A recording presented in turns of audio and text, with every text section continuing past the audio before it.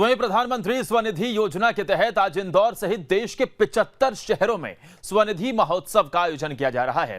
इंदौर के रविंद्र नाट्य गृह में आयोजित इस महोत्सव में शामिल होने के लिए केंद्रीय राज्य मंत्री कौशल किशोर भी पहुंचे। इस महोत्सव में स्वयं सहायता समूह की महिलाओं के जरिए बनाई राखी की प्रदर्शनी भी लगाई गई है। इस मौके पर केंद्रीय राज्य मंत्री ने राखी देखी और सहायता समूह की एक बहन से राखी भी बंधवाई। वहीं कार्यक्रम के पहले दिन रेहड़ी पटरी वाले लाभार्थी हितग्राहियों और उनके परिवार का सम्मान किया गया। केंद्रीय राज्य मंत्री कौशल किशोर ने कहा कि प्रधानमंत्री मोदी के नेतृत्व में देश विकास के पथ पर आगे बढ़ रहा है। कौशल किशोर ने कहा कि युवाओं को नशे के प्रति जागरूक करने की जरूरत है।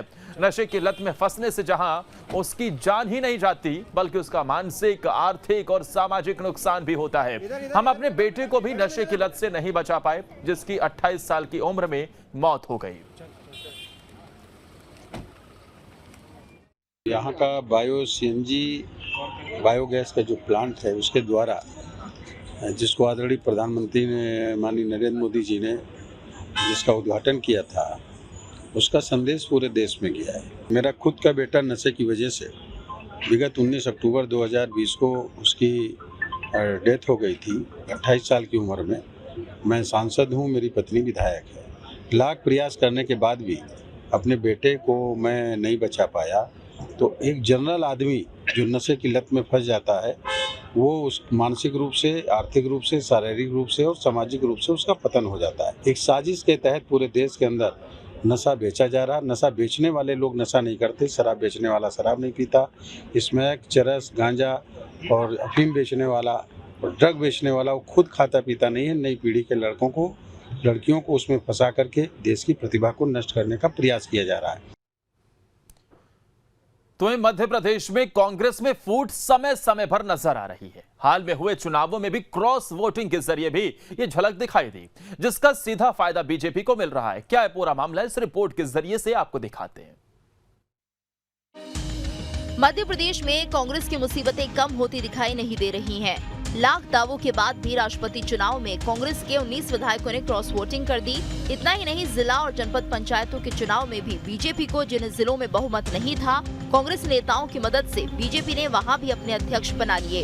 इससे साफ है कि प्रदेश में कांग्रेस की टूट खत्म होने का नाम नहीं ले रही है। अगर आंकड़ों की बात करें तो 2020 से कांग्रेस कई बार टूट चुकी है।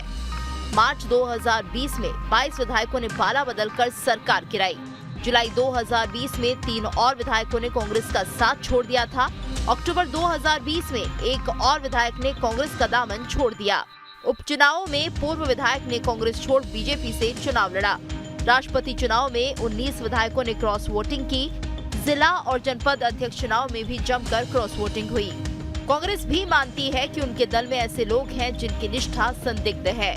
देखिए, बात यह है, दो तरह के कांग्रेसी हैं, एक टिकाऊ और बिकाऊ।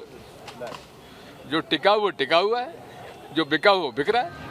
कांग्रेस की इस हालत पर बीजेपी चुटकी ले रही है। बीजेपी का कहना है कि कांग्रेस बिखर गई है और यही कारण है कि उसके नेता साथ छोड़ते जा रहे हैं।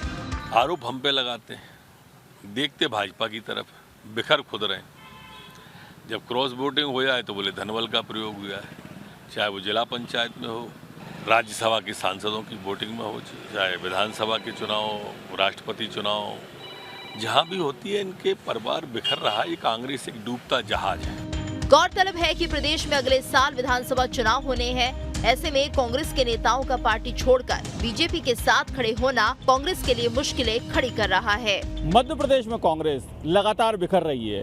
कांग्रेस को अगर देखा जाए तो पिछले 2 साल में 6 बार मध्य प्रदेश में कांग्रेस टूट चुकी है। कांग्रेस के नेताओं ने पार्टी को तोड़ के भाजपा की सरकार बनवाया, तो कभी राष्ट्रपति चुनाव में क्रॉस वोटिंग करके यशवंत सिन्हा को केवल 79 वोट दिलवाए। वही हाल जिला पंचायत और जनपद के चुनाव में भी हुआ।